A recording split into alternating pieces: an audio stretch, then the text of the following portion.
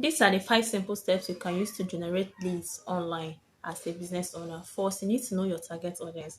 Who do you want to serve? What are their pain points? And how can you help them to solve their problems?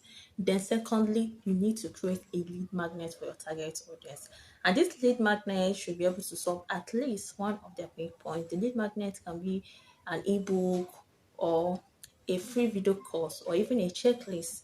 Then thirdly, you need a landing page. This is what the landing page will do for you. It's going to help you to convert your web visitors to your leads by them giving you their contact details and you giving them your lead magnets in exchange. I can These contact details can be their WhatsApp numbers, their email addresses. You can use it to pitch your offers to them later. Then fourthly, you need to drive traffic to your landing page using the organic method, which involves you creating valuable content for your target audience. Then lastly, you need to invest in paid ads.